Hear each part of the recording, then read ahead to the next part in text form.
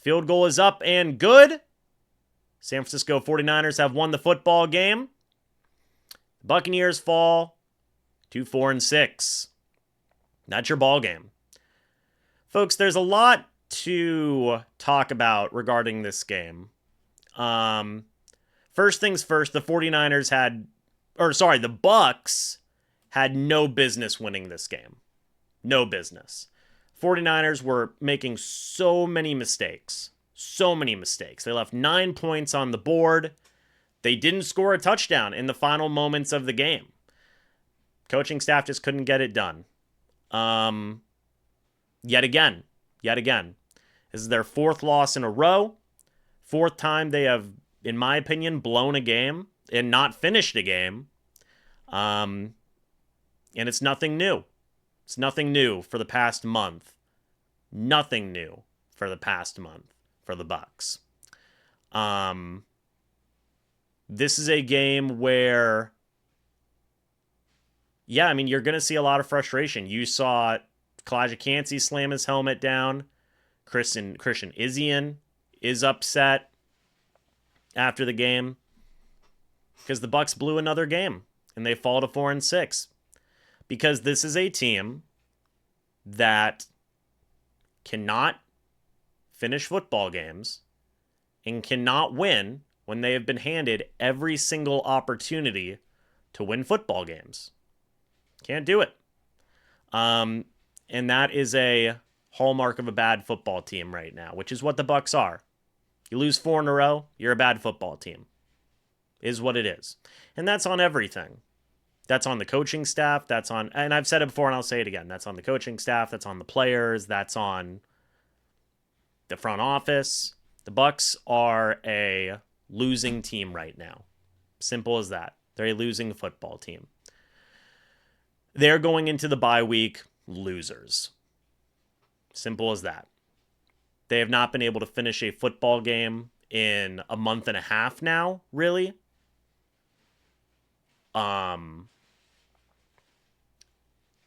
You had every opportunity to win this football game, and you didn't do it. That's partially on the offense. That's partially on the defense. I don't even want to dive really into the stat. I guess we will.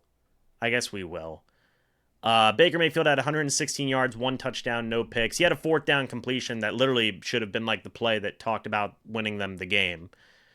Held Nick Bosa at bay for like 5 yards and then completed a 4th down pass to Rachaad White to get a 1st down. That was awesome. Bucky Irving had a good day. Had 87 yards and a touchdown from scrimmage. Rachaad White had 70 yards from scrimmage and a touchdown. But the final drive of the game where they needed a touchdown to win, from the San Francisco 49ers 1st and 10 from the 13. Sorry, 1st and goal from the 8. Rachaad White. Baker Mayfield passing complete. I think that's on Liam Cohen. Really bad play calling. Really bad there to end out that game. And also, it's just a lack of execution as well. I thought the offense did some good things early in the game. But, couldn't get the job done when it mattered most. They couldn't close out the game on offense. The defense couldn't close out the game. The San Francisco 49ers had over 400 yards of offense today, 413. They were 5 for 11 on 3rd down. They left 9 points up on the board. Again, the Bucs should have had no business being in a position to win this football game, but they were handed every opportunity to possibly win this football game. And the offense couldn't finish the game. The defense couldn't get a stop with 40 seconds left and 1 timeout for Brock Purdy. They went 6 plays, 31 yards. No, sorry.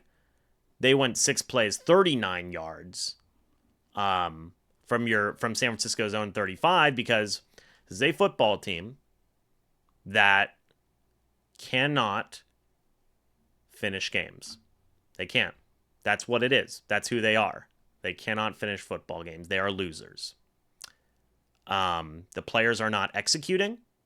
They're not making plays. The coaches are not elevating this roster right now. And to be honest, it's not the best roster in the world right now because the front office has not brought in enough impact players, especially in depth wise.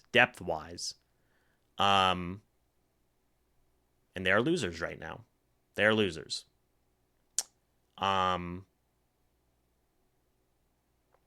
this was a golden opportunity because New Orleans won. They beat the Falcons. They beat the Falcons. I'll say it 200 times to get the point across. The Tampa Bay Buccaneers are losers. They are losers. I think that they are still playing hard for Todd Bowles.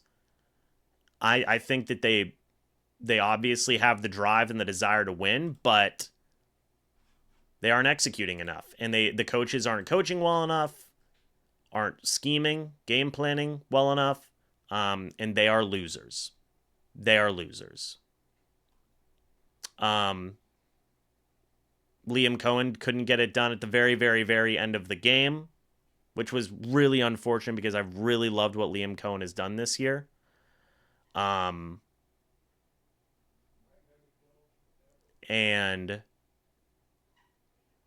the Bucs are what they are.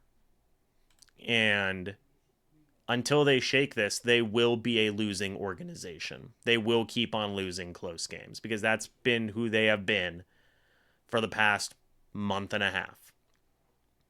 You lost in overtime to the Falcons.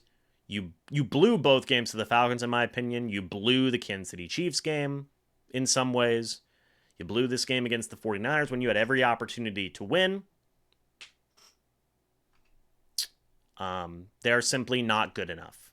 And now they find themselves in a very similar situation to what they were in last year. Remember, they were 4-7 last year before they finished 9-8. They're now 4-6 going into their bye week. And there's not a lot of reason to feel yes, their schedule gets a lot easier, and that's great. That's awesome. But besides the offense, what reasons do you have to feel optimistic right now? When this team can't close out and finish games. Even on offense, they can't close out and finish games now. Right? There's not a lot of reasons to feel optimistic right now if you're a Bucs fan. You lost 5 out of your last 6 after going 4-1 at the start of the year, I will say this. Todd Bowles should not be fired right now, but these are the types of stretches that get you fired at the end of a season. I will say that. These are the types of stretches where you just blew 4 winnable games. Sorry, besides the Ravens game. 3 out of your 4 games were winnable. You blew 3 of them, in my opinion.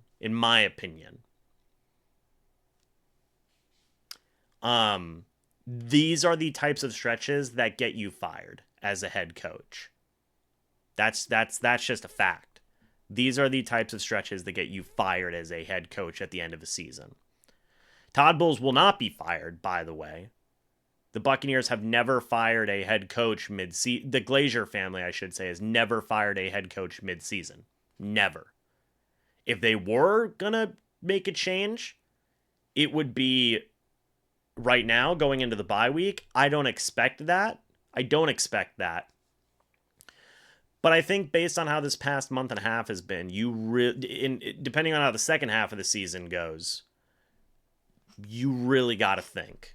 You've really got to think about it at the end of this season right now. Right now, you've really got to consider it at the end of the season. Things could change. Remember, they were 4-7 at one point. They went on to go finish 9-8, win the division, make the playoffs. But this feels different in my opinion. Blowing so many winnable games So many winnable games in the past month. It's absolutely inexcusable. Once, okay. Twice, that's not getting good. 3 times, you're losing it. 4 times, you're really losing it. 5 times, get out of here. You know, it's kind of the mindset, right? Bucs lose again. Another winnable game that they were, basically the 49ers tried to hand them, and the Buccaneers handed it back. And it's inexcusable in my opinion. It falls on the coaching staff. It falls on Todd Bowles, Liam Cohen. It falls on the players for not executing. This has been what the Bucs are for the past month and a half, and it's absolutely inexcusable. Absolutely inexcusable.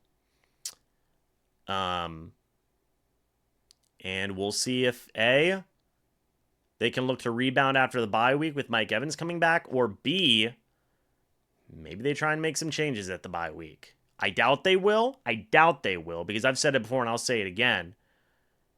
Changes like this are not going to... The team is what it is. And right now, they are losers. So, there you have it.